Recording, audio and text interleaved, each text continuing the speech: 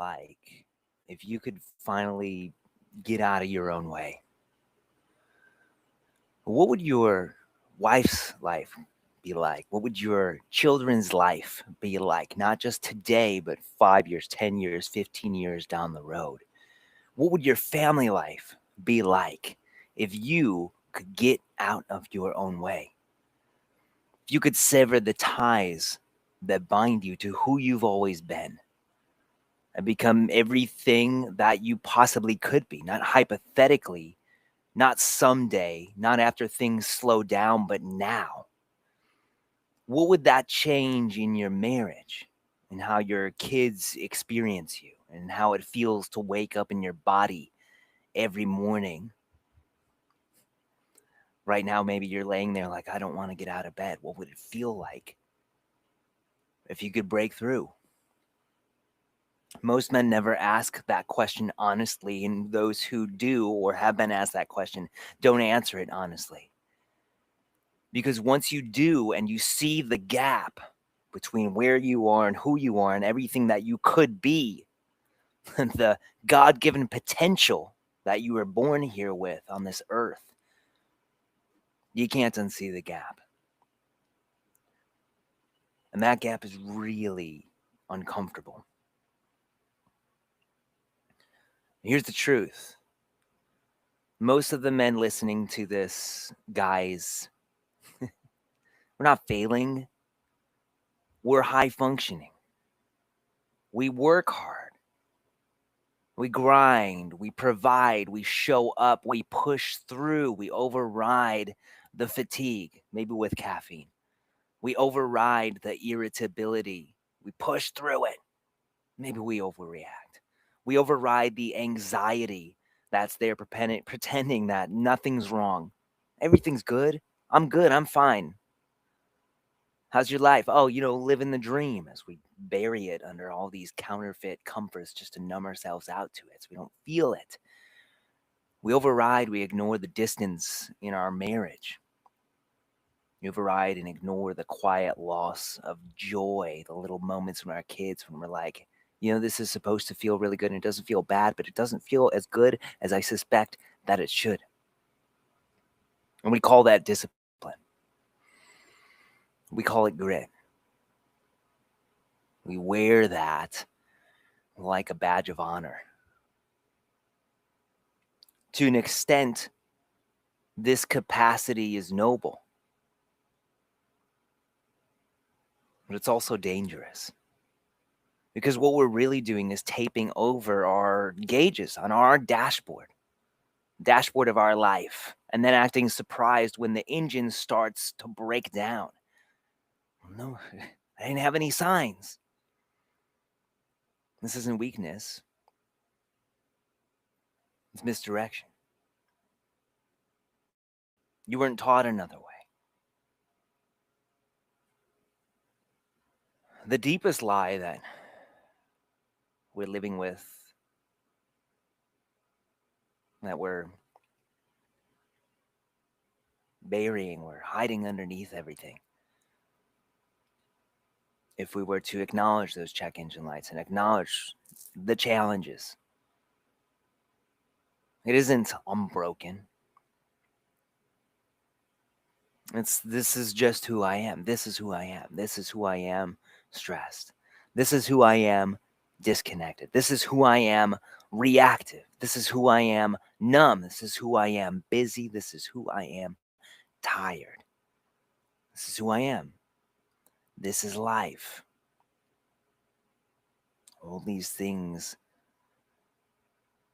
all this pain, all this shit happening that I don't want to be happening. All these things I was wishing that I am wishing are different. This is who I am. Overworked, disconnected from my wife. We're roommates. We have a great friend zone relationship. I don't see my kids as much as I'd like to. And worse than that, when I am with them, I'm not totally there. I'm on my phone, I'm distracted, or I'm in my head and I can't get out of it. And then I overreact to them way more than I want to. This is who I am. Brother, nobody showed you another way. What do? We bury it. We numb it. Pretend it's not there. We bury it under these counterfeit comforts, and then we push through. We just keep pushing through. Man, that's noble. That becomes the cycle. What is the cycle? Well, things that were done to you as a child, you are going to do to your kids. That's the cycle. The things that you watched play out in the marriages around you, that's what's going to happen between you and your wife. Unless you face them, you face the cycles, and you break them. And it begins here, listening to this right now. Here's the most dangerous version of the lie and the life, and that is I come last. My health, my well being, physically, mentally, emotionally, spiritually, relationally. I come last. That's the dragon that most men are riding on. It's the one that we've been told to ride. We've been trained to ride. That's the only dragon we were taught to ride. And when we ride him long enough, he burns us to a crisp. Not just us, though. Our marriage, our relationship with our kids, our home. The ones we love the most. Until there's no man left to provide in the ways that actually matter, not just financially. You do that already. I mean, emotionally, relationally, building the relationships, the best relationships of your wildest dreams that your kids want to have with you, that your wife wants to have with you, even though there's probably a part of her that's hurt, that's wounded, and that's stopping her from opening to you in the ways that would open up that relationship from her side. When we ride this story, we ride this dragon, we ride this way of being for too long, it burns us to a crisp. Just the shell of a man, burnt out, stressed out, impulsive, reactive, running the play, running the program that was installed into us by our own parents and our own conditioning and our own society growing up.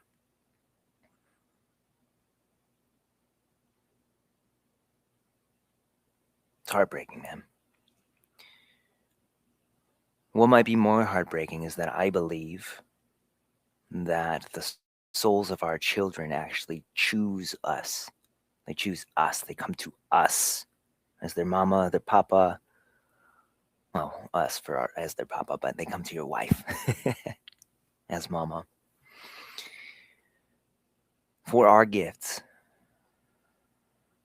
because we have everything it takes to help steward them to their potential and complete their task in this life. They chose you for your gift. You have a gift to give to them. If you have a gift to give to them, how the hell does it make any sense to give them less than everything you've got from your fullness? Not just what's left. Brother, again, I'm not talking financially. I'm talking about everything else.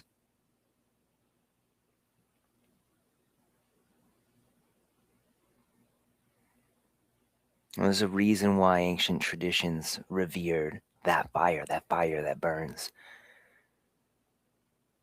And there's an old story about a bird called the Bennu. Thousands and thousands of years ago, he lived through his life cycle, and near the end of his life cycle, he got an urge, this inescapable urge to build. And so he started to gather twigs and branches and leaves to build the most beautiful nest at the Temple of the Sun.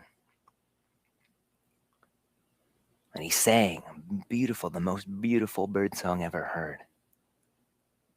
And the people from around heard it, and they came to watch. Even the animals were astonished. They came to watch this bird building this glorious nest, sing this awesome song.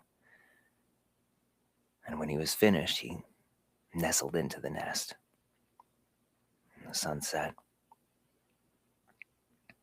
and he went to sleep.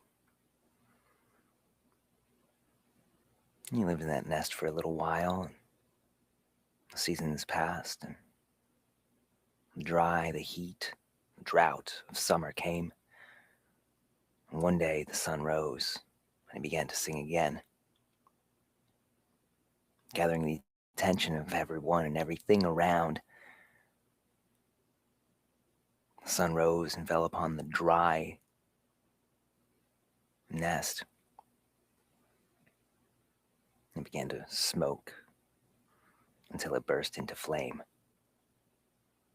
And everyone watching is astonished. But the bird, he sat there and he continued to sing.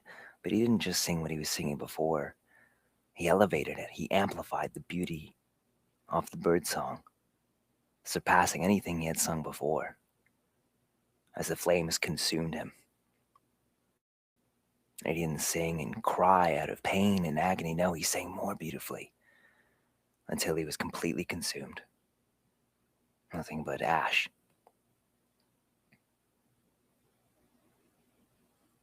When a young boy came to investigate the scene afterwards, what he didn't find was a simple pile of ash. What he found was something white, something circular in that ash. And as he very carefully scraped the embers away, he found an egg in there. The next phoenix.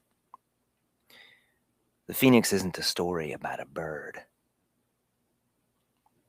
It's a story about you. It's a story about us. It's a story about our role as men and as fathers. Burning isn't destruction. It's about release. It's about letting go. We're all called. We all feel the pressure to step into something greater, to get our house in order, as the phoenix was called to build his nest. When we realize that who we have been can no longer support who we desire to become, the life we want to have with our wife. I don't want to be in a friend zone relationship. I want to fucking bend you over the bed and ravish you into oblivion until you see God and your legs are shaking so much that you can't stand anymore every single night. And I want to make love to you through everything that we do. That's what I want. When it no longer supports the way that you want to show up for your kids. Just being present. Millennials are we spend three times more time with our kids than any generation in history. We're present. But that doesn't mean that we're mentally and emotionally there. And yeah, you're probably sitting there like, oh yeah, I feel that because I feel this. I feel this too.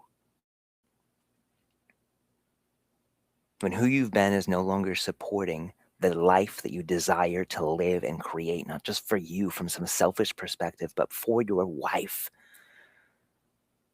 your sacred queen, or Ezer Kenegdo, beneficial adversary, your Eve, and for your children. who are really the only legacy that you ever get. They are going to be walking little programs of you walking around in the world, and their kids and their kids' kids are going to walk around saying and doing things that you did. That's your actual legacy. Something's calling. There's a nest to be built. And that nest calls when the life that you've been living, the man that you have been, can no longer support the life that you really want to live and to give. And you will either sit on the couch and use everything underneath the sun to numb out to that call and pretend like you don't hear it. You numb out to the bad feelings, the pain that you're feeling mentally, emotionally, physically, spiritually. And you numb out to the call. Brother, you don't have to accept the call. But I'm telling you, man, accept the fucking call. This is the way of what's called tapas, like Spanish food, tapas, right? It's Sanskrit for to burn. This is the way that we practice inside of the Order of Kings, inside of the Jedi Father Order, and soon inside the Grit Collective. Being a man, not just being a man, but being a husband and a father, the leader of a family, the leader of a home, the leader of a lineage, is to burn. This is the sacred fire of discipline. And that word discipline, once the French, because French are a little kinky, once they got hard about it, or once they got, maybe they did get hard about it, once they got a hold of it, that word became about punishment, pain. But really, discipline comes from something else. It comes from discipulus, comes from disciple. Jesus had 12 disciples. It means to be a student, but not just to be a student, but to live the way, to live the path, to live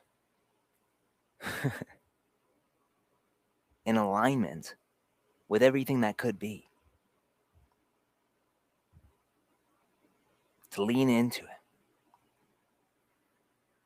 And leaning into that fire, it's not about martyrdom. It's not about burning yourself down into a crisp, into ash with nothing to give.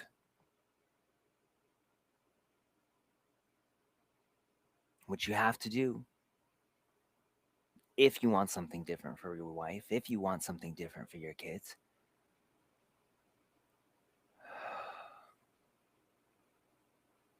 it's about aligning to your North Star.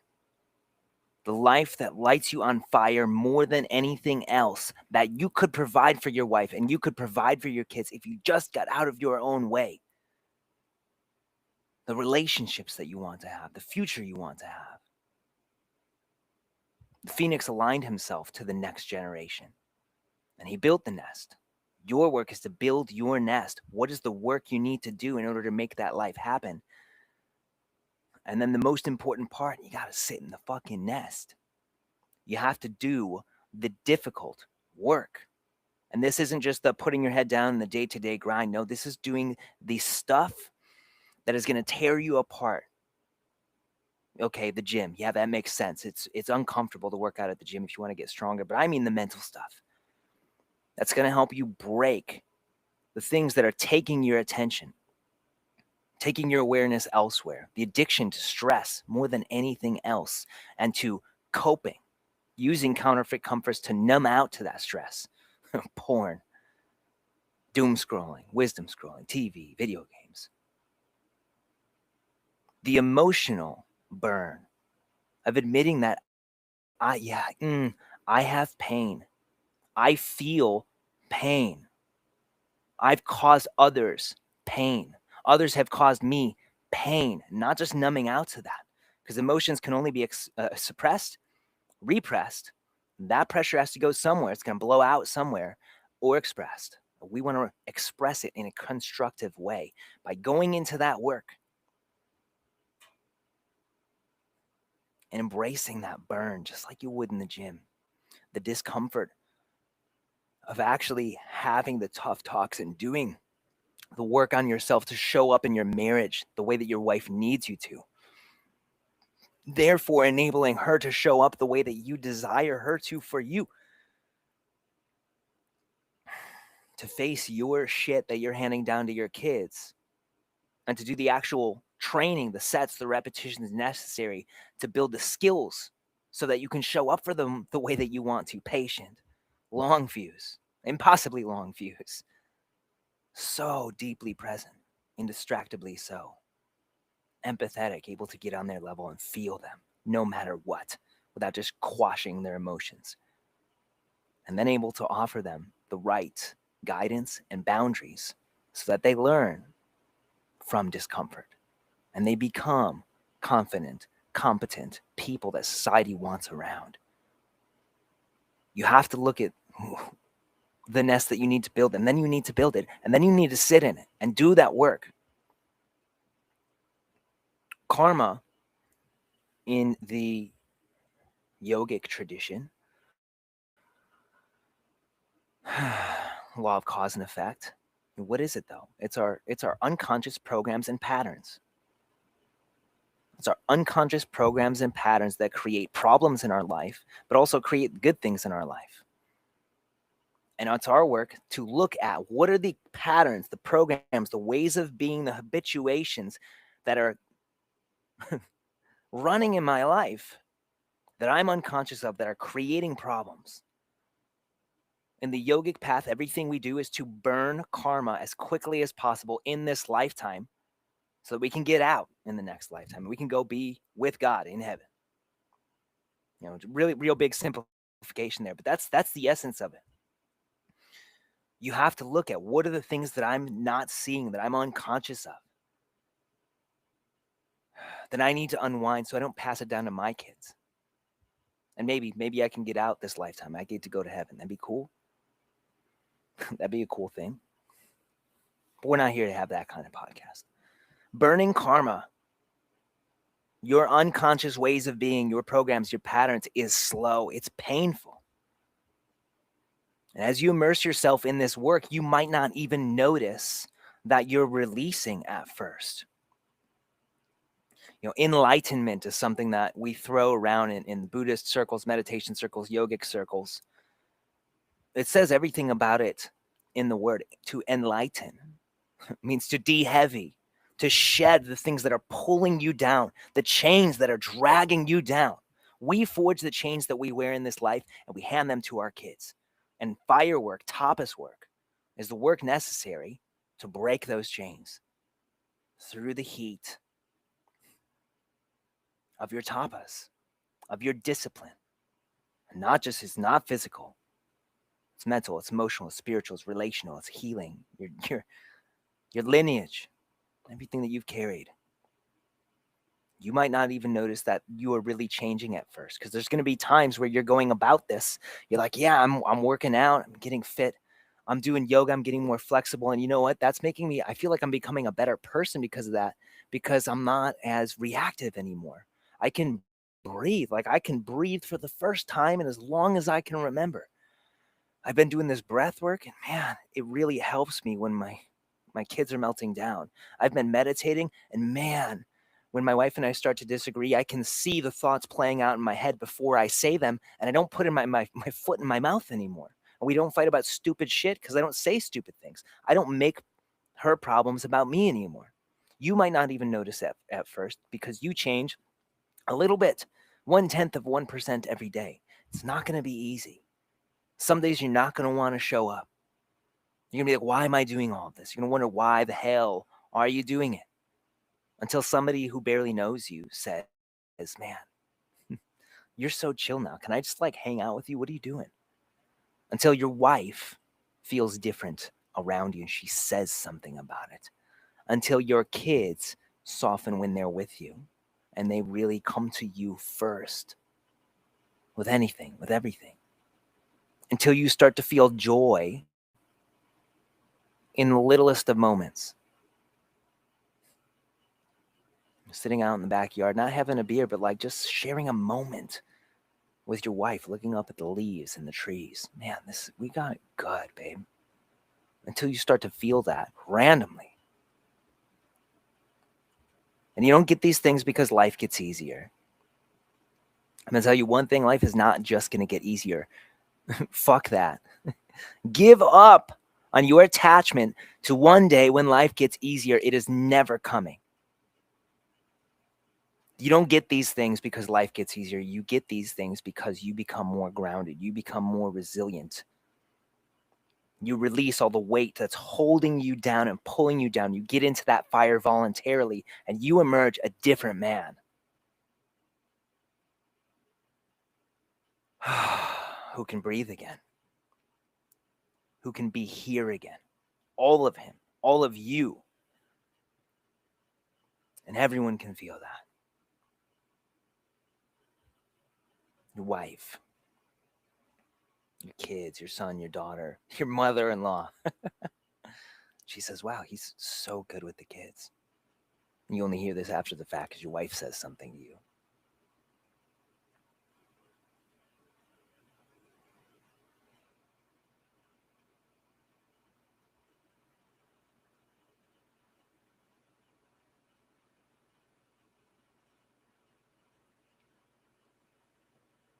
So where do we start?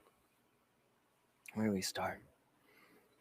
You have to know as you come into this work that you're schizophrenic, man. This is not a diagnosis, okay? I'm not a doctor, I'm not diagnosing you.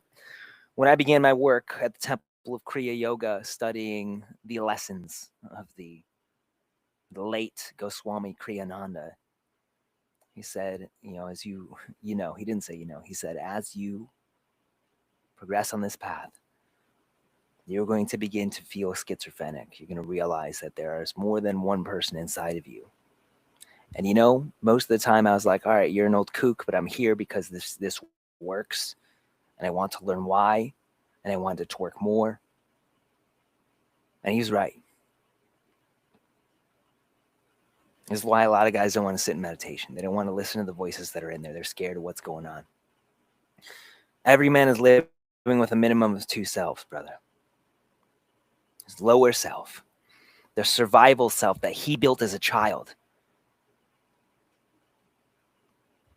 Learning how to fit in, how to belong, how to avoid abandonment, being kicked out of the peer group, how to not feel inadequate. As part of you, he's strategic, efficient, protective. He fits in. He's a mask that you put on and you wear so that you can be accepted. And he's rooted in fear. And you let him run your life. And though, man, the things that he does, the ways that he enables you to show up are useful at the beginning, he also becomes your ceiling. The only thing holding you back from the life that you want to be living with your wife, with your kids, and yourself, your career, is the identity that you are clinging to.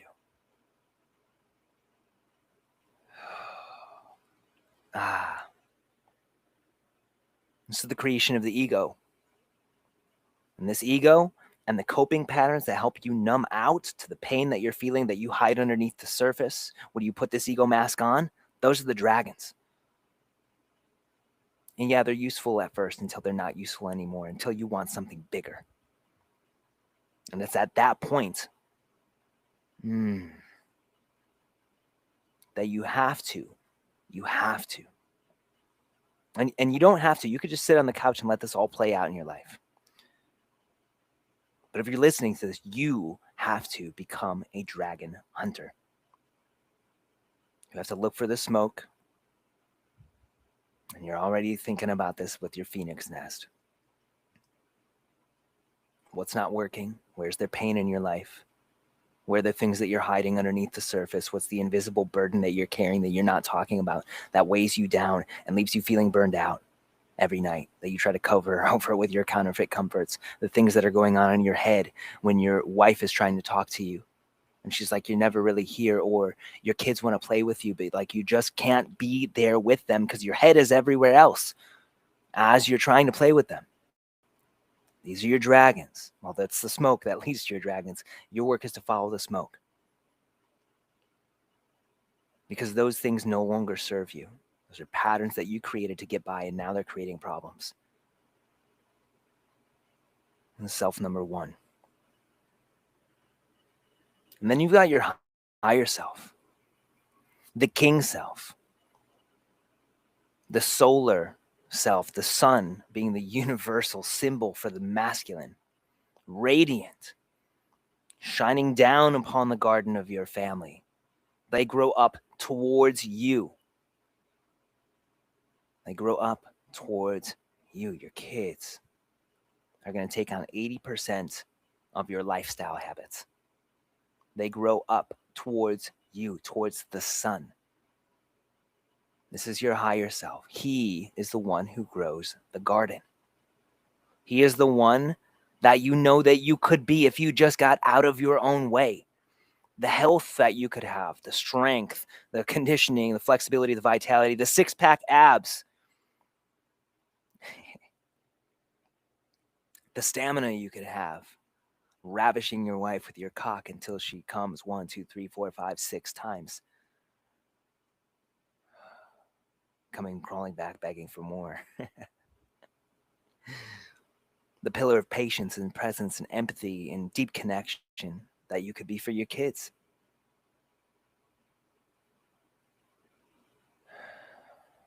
This is who you could be if you could just get out of your own way.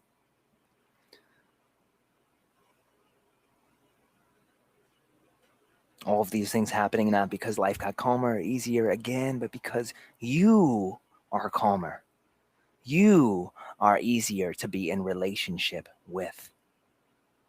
And through that calmness, that groundedness, like an electrical system, the ground dissipates the excess energy so it doesn't light your freaking house on fire. That becomes you.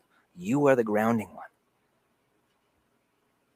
Being with you, being around you becomes ease. You bring ease with you everywhere you go. People want to be with you. And like a flower, your wife opens to the sun. So do your kids. King work, gentlemen, tapas, phoenix work. It's all the same. It's aligning to that self, capital S self, over and over and over and over again, even when you don't want to. This is not just working out. This is waking up every single morning and dropping into your practice. Yes, the sets and repetitions that build the skills of patience and presence and empathy and deep connection. Things like your breath work, your meditation, your emotional tapping work. That's primal masculine release work to face. Yeah, I'm having pain right now. I'm feeling so anxious. And underneath that, there's fear. What is it fear of? Fear of losing my house and ending up with nothing. And I know it's ridiculous, but it's there. And okay, I'm going to do this physical practice to release it, because emotions can only be expressed or repressed or suppressed. And I refuse to suppress it and repress it and have that end up burning my family. I'm going to ground it here. It's waking up, putting in that work, aligning to your vision, what you're creating for yourself, your family, your wife, your kids, for the world every single day. And here's one thing, doing it hand in hand with God. God, please make me into the most faithful and powerful instrument of your purpose today, because I know that this purpose that I am called to is not mine, it is yours. And if I stay aligned to you and to the sun here and to it, I cannot fail, not because of me, I'm nothing, but because of you. And I know that you cannot fail. You have to align yourself every single day. And then you go to the gym. Then you go build your budget. Then you do the uncomfortable financial work. Then you go into the work on your relationship with your wife. Then you go plan a sexy date for her. You tell her, hey, babe, I booked this. We're going on a date, 4:30 p.m. Friday. I'm an old person. Guys listening to this, my wife and I like the early bird special. Childcare is taken care of. You don't have to think about it. This is the type of place that we're going. I'm not telling you where we're going.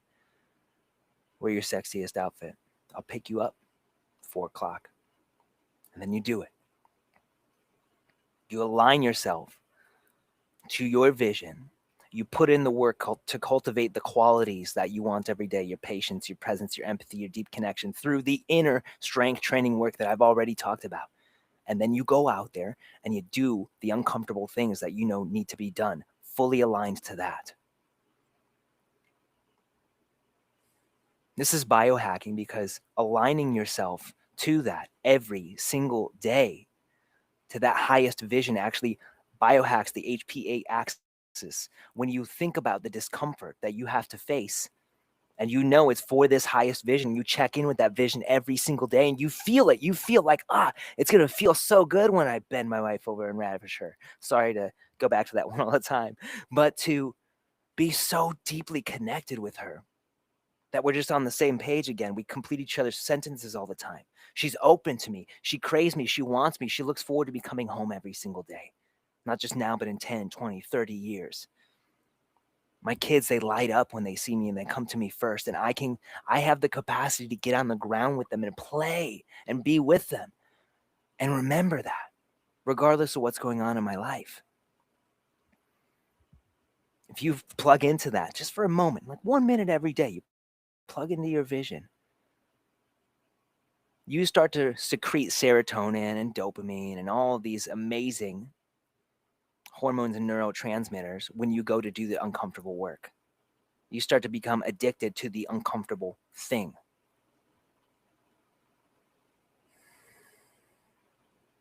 This is the work, guys. Immersing yourself in this fire every single day. In the gym, the burn is your muscles, but the real work is the burn of staying with your breath when your mind wants to run. And every part of you wants to run away from the conflict that you're facing right now with your wife. From the discomfort of, I'm not going to have the money to pay the mortgage this month and I need to figure something out. To face that instead of burying it and then ending up in a terrible situation. It's being able to hold the tension. That is the masculine. Without escaping it.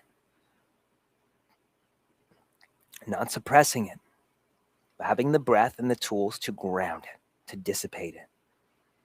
It's staying present in the hard moments with your wife and in your breath instead of shutting down or running away and pretending it's not happening for days and weeks until it blows up again. And repairing quickly instead of dragging resentment for days. It's doing your practices when you don't have time. Because if you don't build the nest and sing through the fire, then yesterday will become tomorrow. And before you know it, an entire year will disappear. In your marriage, it won't be bad, but it sure isn't going to be what it can be.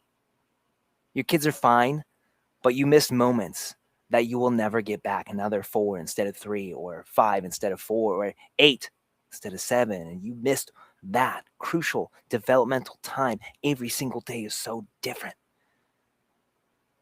And you're 1 year older. You have 1 year less energy, less capacity to put in the work. 1 more year of playing small, of living in your smaller self underneath your belt, deeply ingrained. That's the real cost.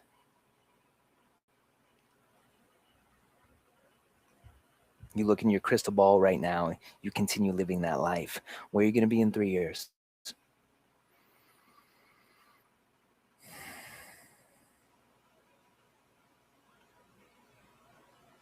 Who's going to be impacted by that?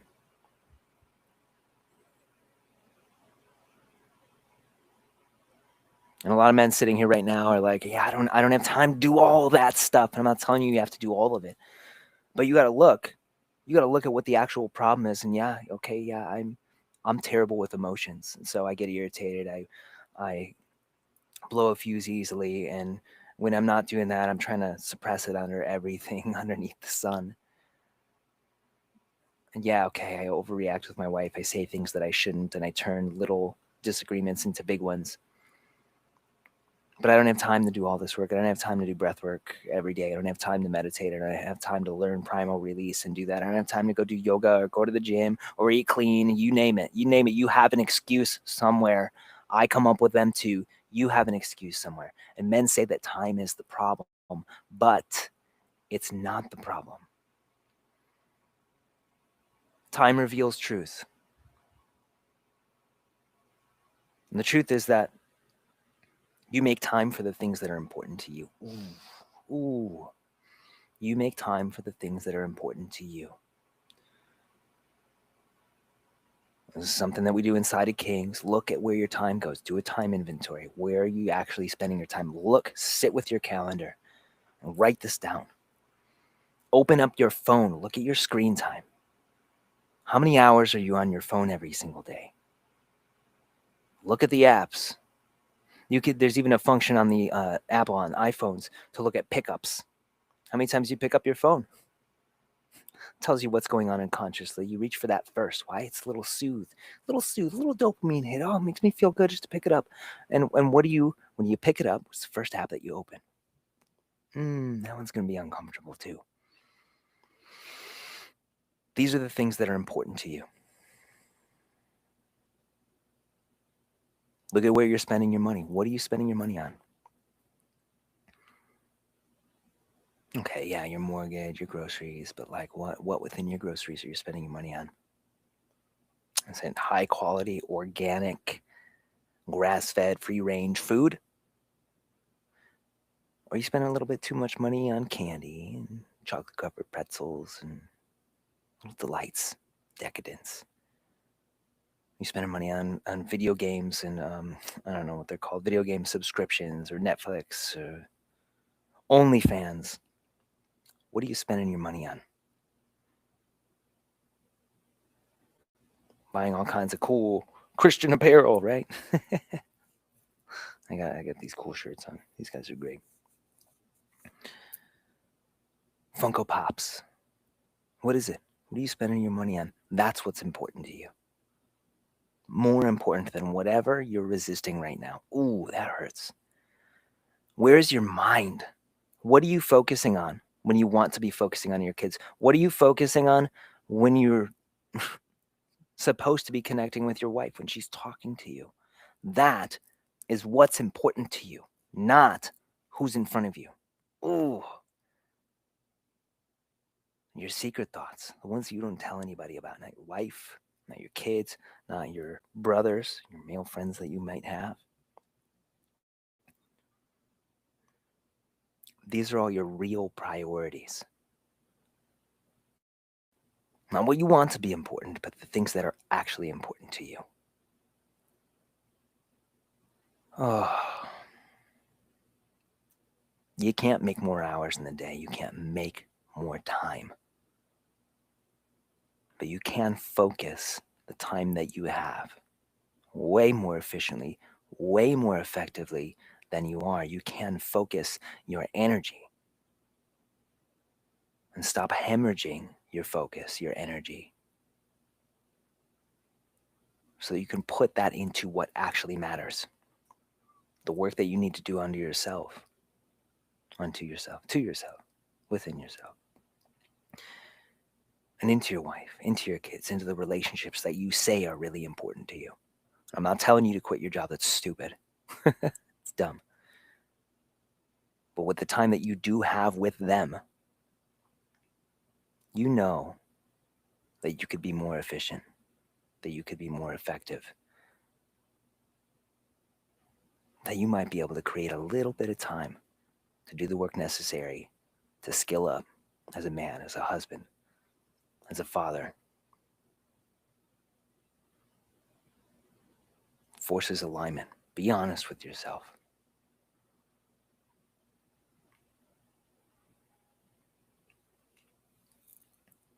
Here's one of the simplest tests I know.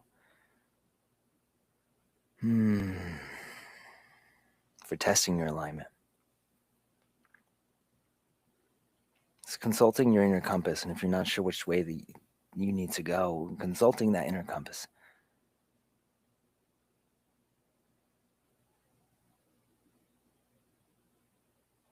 What is true for me right now? Okay, I want to be more present with my kids. Am I present or not? We ask the question. Am I here right now or not?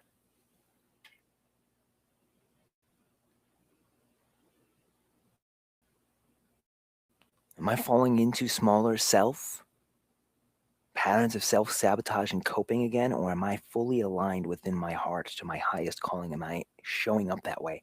Am I embodying that right now? We just ask the question. Am I in alignment? My words, my thoughts, my actions, are they integrated? Are they in alignment? If I asked my wife that question, would she say yes? Or would she point out all the ways that I'm not?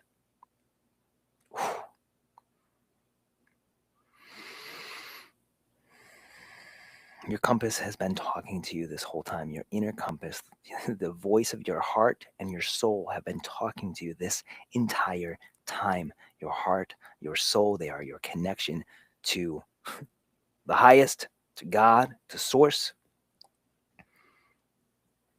You've been ignoring them. Maybe not all of them, but some of them. And you know which ones I'm talking about. You don't need more information.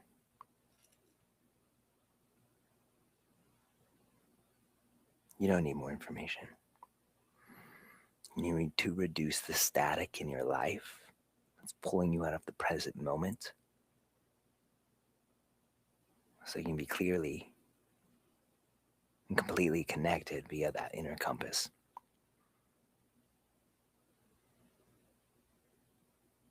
When you clear that static, you are radically present. You are unshakable. You are connected to wife, to your kids, to life, to God. And your inner compass is telling you something right now. Most men ignore it. When Gandalf comes to the door, most men refuse the call. Or maybe they tiptoe across the threshold alone into this work. I'm gonna go to the gym and I'm gonna work out. I'm gonna do this this somatic breathwork experience that's gonna blast me into infinity with no clue how to implement it in day-to-day life. No mentor, no allies. Most of us guys, we lone wolf it because we don't want to tell anybody we're going to this deep, dark place of pain into our own wounds. That's not masculine.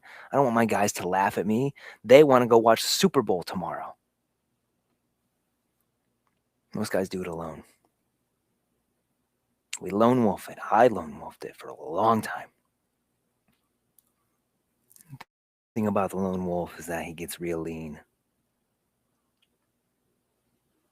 And he dies in the wild alone of starvation, and not just physical starvation, but starvation of relationship, of love, connection. You were never meant to do this thing alone. So stop trying to go it alone. Get your buddies involved. Lean into brotherhood. There are a lot of great free community spaces and chats on. You just named the Instagram men's work influencer. Everybody's got their community page. I closed mine down. But we've got brotherhoods. Everybody's got a brotherhood nowadays. Grab a workout buddy or a work-in buddy. Hey, bud, you and I are going to meditate every day. Yeah, maybe it sounds a little gay, but we're going to do it. I got this recording from Bill Jr. We're going to do it every day. Breath work.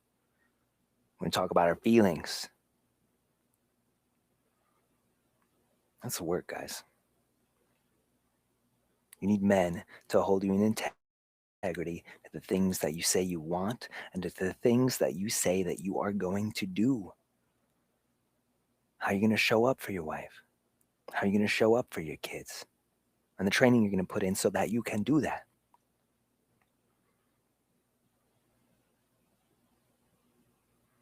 Every man has asked himself one question here as we stand at the threshold, knowing that life leads he who goes willingly, but drags he who resists. And that if you don't cross that threshold, you will be kicked across it by fate.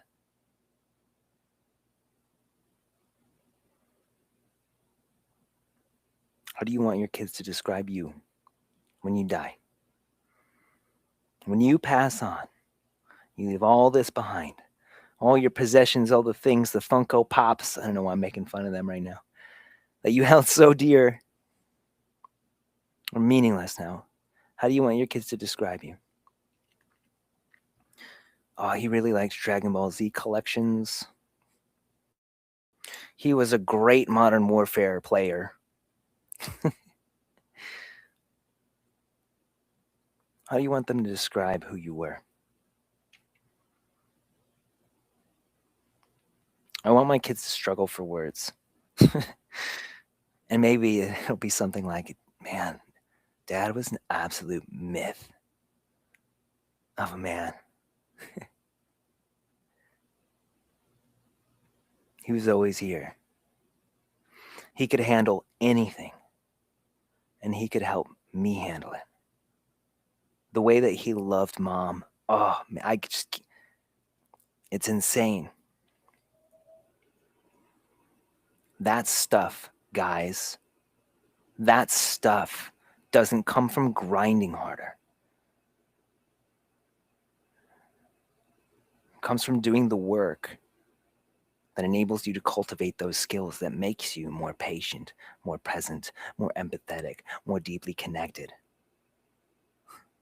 It gives you more chivalry, more courtship. You unlock those abilities.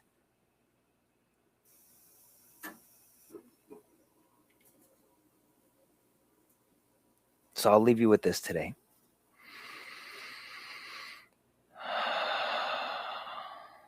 What would your life be like if you stopped clinging to the man that you've always been? You built your nest. You sang your song. And you set it on fire. Not your house, not your kids, not your wife, but you sat in that fire. You sang. You stepped into the man that you know that you're capable of being, the one that your wife needs, the one that your kids need, and the one that they deserve. What would you burn to give them that life? Who's the man that would rise on the other side? And right now, listening to this right now, email me, rob@robbilljr.com. It's easy. Are you willing to step into the fire before life drags you into it? You're going to step into it and sing your song, or you're going to get kicked in, and you're going to kick and scream the whole time. And when you're on fire, when you get kicked in, you might just take your whole family with you.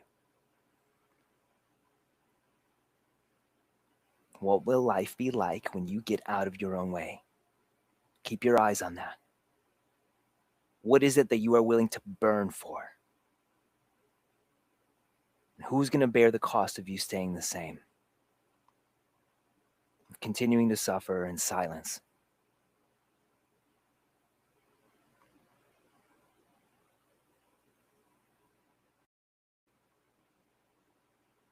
It's going to bear the cost of you continuing to show up in areas of life that matter most with scraps and leftovers.